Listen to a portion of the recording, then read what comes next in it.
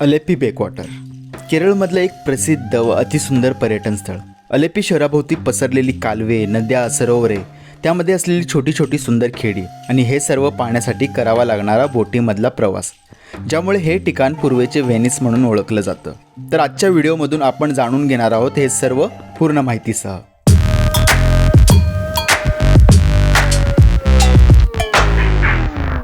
कोची, मुन्नार, थेक्कडी, अलेप्पी अशा आमच्या सर्किट टूरचा प्रवास अलेप्पीमध्ये येऊन पोचलेला असतो. यापूर्वीचे व्हिडिओही नक्की पहा, लिंक डिस्क्रिप्शनमध्ये दिली आहे. तर अलेप्पीमध्ये आम्ही थेक्कडीवरून येऊन पोचलेलो असतो. हे अंतर 140 किलोमीटर आहे.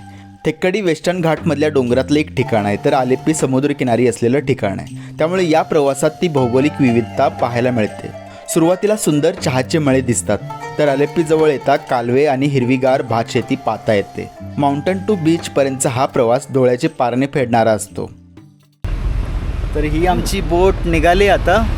शिकारा बोट जशा असतात श्रीनगरमध्ये त्यापैकी ही बोट आहे आणि 2 तासाची राईड आहे.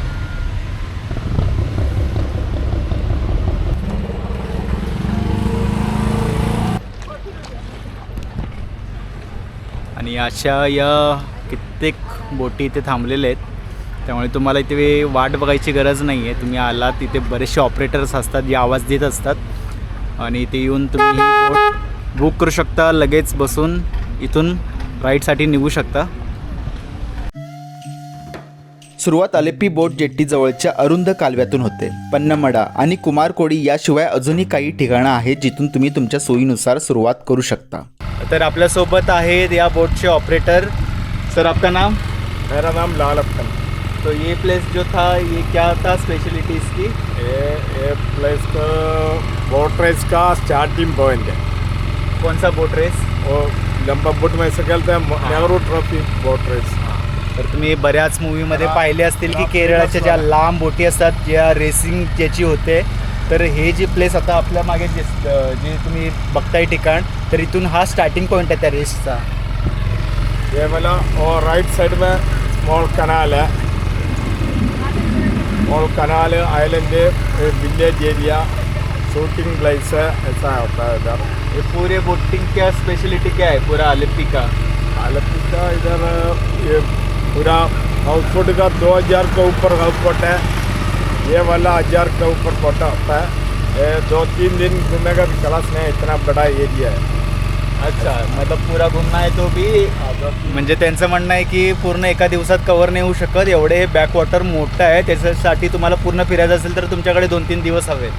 तो ये जो हाउस बोट है कितना है यहाँ पे? हाउस बोट 2000 के ऊपर होता है ऐसा. अच्छा, और ये ऐसा शिकारा बोट 1000? 1000 का बराबर आता है. ये मसाज सेंटर फॉर्म से ये ज़्यादा इंग्लिश वाले आते हैं ये जगह. अच्छा, हे बघा इथे किनारी छानपैकी स्टे दिसत आहेत आपल्याला. त्यांचं म्हणणं आहे की फॉरेनर्स इथे जास्त येतात आणि ते इकडे स्टे करतात. ये वाला मुंबई वाला एक मैडम का रिसोर्ट है. अच्छा, ये रिसोर्ट है. हाँ, वो कभी कभी आता है उसके लिए, बार वाला क्या नहीं जाता है. एक दो सिक्योरिटी भी रखा है. इथे तुम्ही इथे बघताय पूर्ण आयलंड छोटंसं बेट आहे आणि बेटावर घर बनलेलं आहे आणि ते रिसॉर्ट आहे, म्हणजे त्यांचा फार्म स्टे आहे. म्हणजे ते कधीतरी सुट्टीवर इथे येतात त्यावेळी ते इथे येऊन राहतात, म्हणजे ते टुरिस्टसाठी नाही आहे.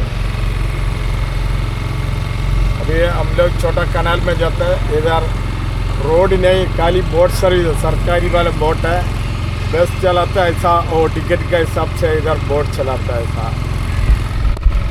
म्हणजे तुम्ही जर म्हणाल की या बॅकवॉटरच्या मध्ये छोटी छोटी गावं आहेत, त्यामुळे कुठला रोड ट्रान्सपोर्ट इथे नाही आहे. इथे गावातले लोक राहतात, त्यांच्यासाठी पब्लिक ट्रान्सपोर्टसाठी बोटी आहेत और बोट से वो लोग आते जाते हैं. हाँ, बोट से आता है और कोई जगह नहीं, रोड नहीं है इधर.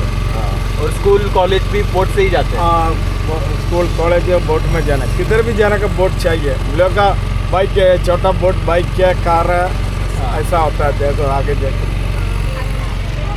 अच्छा, म्हणजे त्यांच्याकडे आपल्याकडे आपल्या दारी कसे गाड्या असतात तशा इथे जी लोक राहतात त्यांच्या बोटी आहेत. या फिशिंग भी होती है. हाँ, इधर फिशिंग भी होता है. अभी लेडीज़ लोग अभी खाना वाना खाया, कोई टाइम पास के लिए ऐसा फिश पकड़ते हैं. शाम को कुछ फ्राई करके खा सकता है. आगे जाने के वो मालूम होता है ऐसा. हाँ, आगे कोई कुछ पकड़ सकते। अच्छा, ते म्हणत आहेत की आपण पुढे जाऊ तर पुढे आपल्याला काही असे फिशरमॅन पण दिसतील जे की मासे पकडत आहेत इथे. त्यामुळे इथल्या लोकांचा मुख्य आहार जो आहे तो माशावर आहे. ये अभी देखो इधर इधर रोड नहीं है, कैसा घर बनाता है साहब, पूरा सामान बोट में लेके आता है साहब। तर ही लोकांची घरं आहेत. आप कहाँ रहते हो? हम भी थोड़ा आगे वो पानी के साइड में आता है हमारा घर भी। अच्छा, इधर 2018 में इधर बहुत फ्लड आया, ये वाटर लेवल से 2.5-3 मीटर ऊपर चढ़ गया, इसलिए नया नया घर थोड़ा हाइट में बनाता है। हम लोग का घर है अभी फ्लड आने के टाइम वो सीलिंग फैन तक पानी हो गया, ऐसा हो गया। ते तो कौन से साल में आया था? अभी 2018 2018च्या वेळी पूर आला होता इथे. आणि त्यांचं म्हणणं आहे की त्यांचं जे घर आहे, सिलिंग जो फॅन आहे त्यांचा फॅनपर्यंत म्हणजे अगदी छताला पाणी टेकलं होतं. त्यामुळे आता जी नवीन घरं बांधतायत लोक ती थोडी उंचीवर बांधतायत.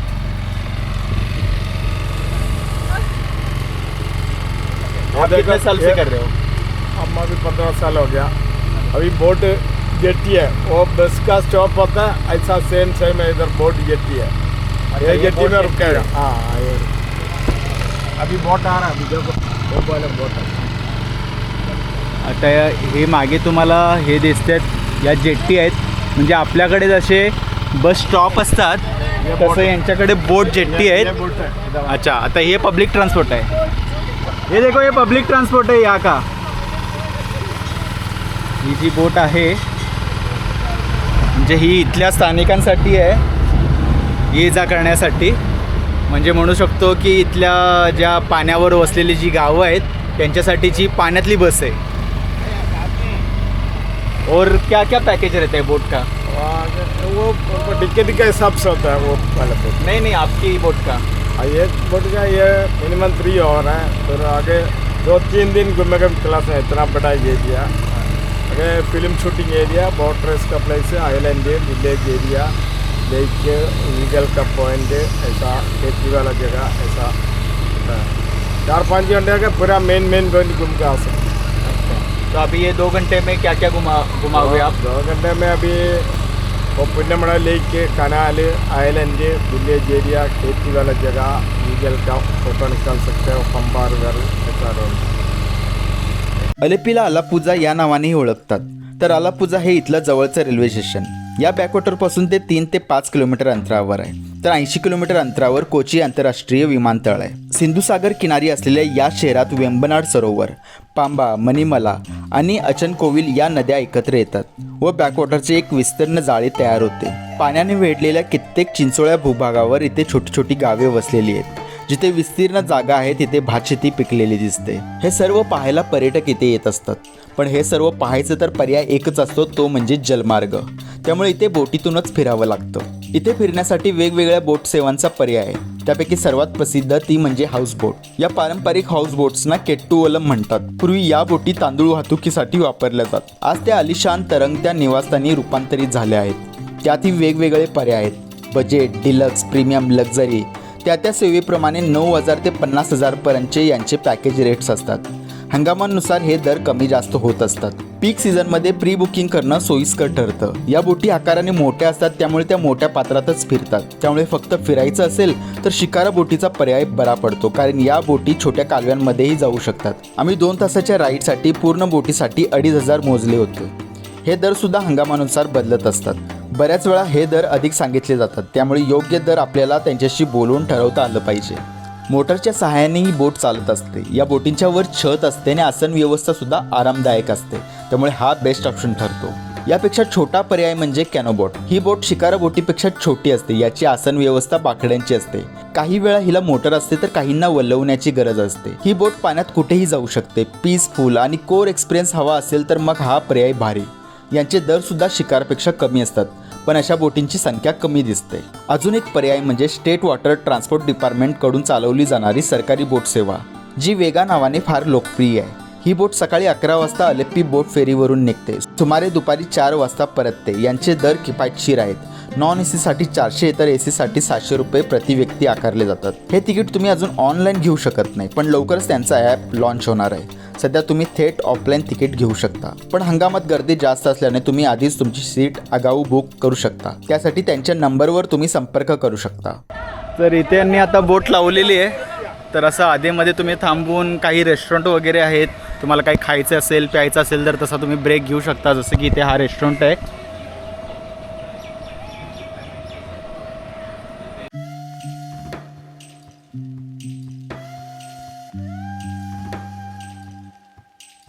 इथे येण्याचा सर्वोत्तम काळ हा ऑक्टोबर ते मार्च आहे, तर संध्याकाळी सूर्यास्ताच्या वेळी इथे फिरण्याची लोकप्रिय वेळ आहे।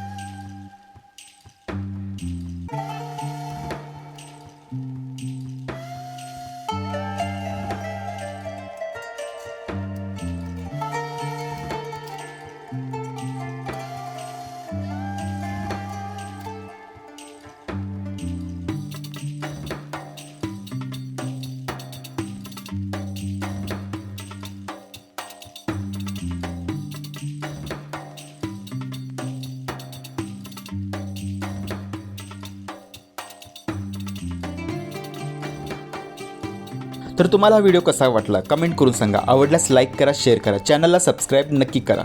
लवकर भेटू, गुड बाय।